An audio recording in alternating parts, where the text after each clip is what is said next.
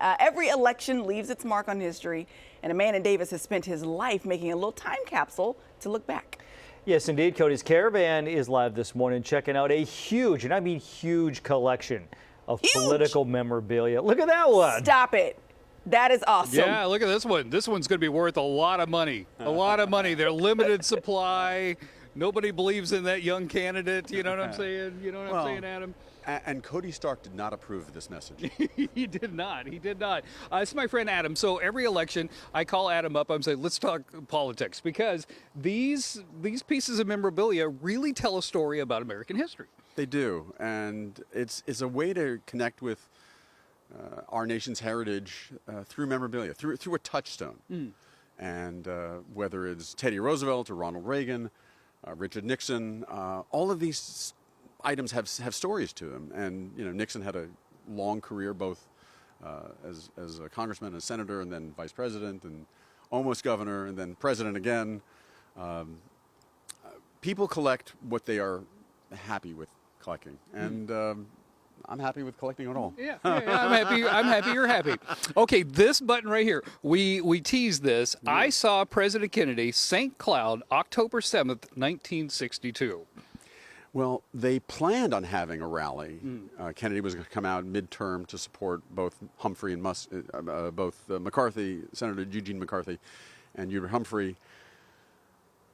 But the White House said that Kennedy came down with a cold and he had to go back to the White House. The event never happened with President Kennedy because this was the beginning of the Cuban Missile Crisis. Oh. So they required him to be back in the White House to do some work. Some president stuff. Some foreign negotiations. But so the event was scheduled, but the president never showed up. I love that. I love that. Okay, so we're looking at these. Let's start over here, because we're in the weird election day. Yeah, it's election day, and these are like props over here. Well, California has done a lot of they're both props and propositions. So yeah, the California's voted on a lot of famous propositions, whether it's Proposition 13, Proposition 8. Obviously, you know, we are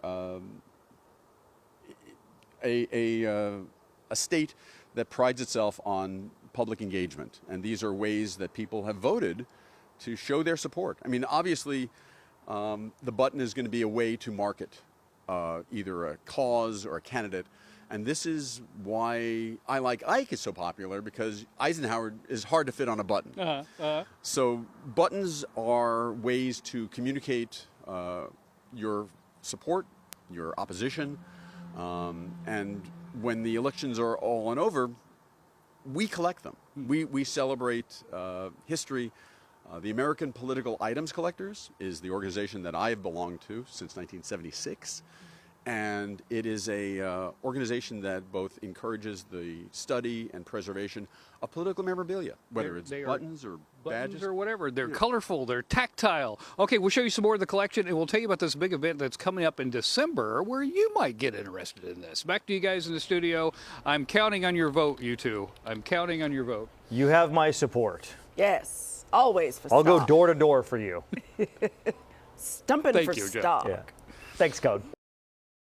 Every election leaves a little nugget of history, and one man in Davis is a political historian. We're checking back in with Cody, who is checking out a few new pieces to the collection. It keeps growing, Cody. It keeps growing, keeps growing. Unlike people that are trying to get to West Sacramento, I actually meant to get to Davis today, because you know you can't get to West Sacramento. They just send you to Davis. You have to turn around. Okay, Adam, we're talking about this is an American thing. Oh, yeah. The button is an American thing. Absolutely. It's an innovation that we're, you know, for good or bad, America owns this. And I own these sort of pieces of history for a better part of my life. I started collecting when I was 11 years old. I learned about the American Political Items Collectors, and I've gone to antique shows and flea markets and eBay and whatnot. And over the course of the years, I've acquired pro, con, anti. Everything under the sun can be put on a button. Yeah, yeah. And you have to be very clever when you put something on a button because it's small. It's very small. Okay, so let's talk anti. It's got a title. It's got a name. They are called what? Well, the anti buttons are cause buttons, protest buttons. When Watergate was very much in the news, the Democrats came out and said, don't bug me, and you know who is through in '72. Nixon. Pretty good. That is pretty good. You know who was through in '72. I like this one right here. Tell us the story about this one. Well, no one's ever going to go broke underestimating the humor of American marketers. In 2004, John Kerry is running against George Bush, and real deal for Kerry, schlemiel for Bush. That's a good one. That's a good one. Fooey on Dewey. Fooey on Dewey. Fooey on Dewey. And of course, we just had Halloween, so of course you're going to put, Halloween for whoever you don't want for president, and Thanksgiving for the winners. Oh, okay. Okay. So that's sort of a big deal. What I love about this is you can find everything at one of the American Political Items collectors shows. You can find pro, con, and you don't have to make a big investment. If you're interested in collecting history, this is the best way to do it. And I love that you can learn more about Lyndon Johnson, for example. There was a button that said LSD, not LBJ. So turn on, tune in, and drop out. Yes, yes. But you're gonna find history on your lapel. You're gonna find things that make you curious. You're going to find things that will amaze you. Well, we got to go. We got to go. But I do want to show this as we're leaving. Speaking of curiosities, the little wagging tails on this, I've been staring at for hours. Been staring at it hours. Back to you guys in the studio. Oh, that's Happy Election Day to you, hilarious. America. Look at That's good stuff. wow. Thank you, Cody.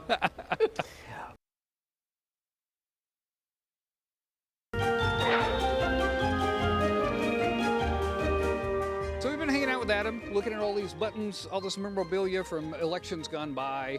But there is one politician that people come to your house and say, were you related to this man? You've got all this stuff up. Dead to rights. Yeah, Teddy Roosevelt is iconic.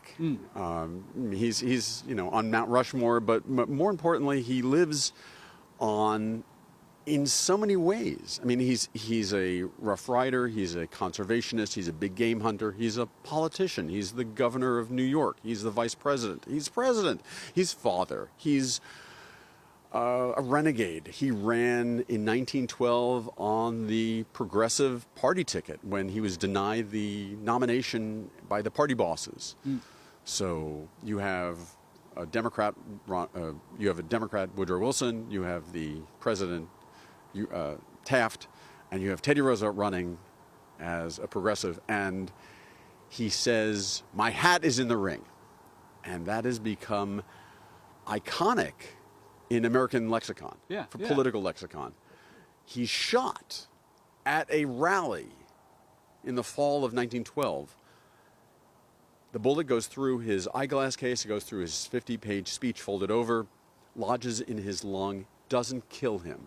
The man was a bull moose, and says it takes more than a bullet to kill the bull moose. He loses the election, but takes enough votes away from Taft to enable Woodrow Wilson to win. Oh, okay. But the drama, the excitement, the man lived 6 lives. He was the most prolific author we've ever had in the White House. This is sort of a token that shows my hat is in the ring. And people who would have been a supporter of TR in 1912 would have worn this. It's not a button, but it is sort of a good marketing tool. Yeah, that is really neat. Here's part of your collection right here, your Rough Rider collection. My young Rough Rider here. But Roosevelt traded his military history, his military fame from the Spanish-American War to run and win the governor's office in Albany in 1898. And he was not exactly a traditional candidate. The bosses in Albany wanted him out. So in 2 years, he ran as vice president with McKinley. And Mark Hanna had said, that damn cowboy is one breath away from the White House. This little tiny one right here. This is probably your favorite of all your things. You love this little thing. I got to tell you, there are a lot of buttons out there. This is a jewelry, it's a stud made by a jeweler in New York. It shows Roosevelt on a bucking bronco, and it says Theodore Roosevelt for governor.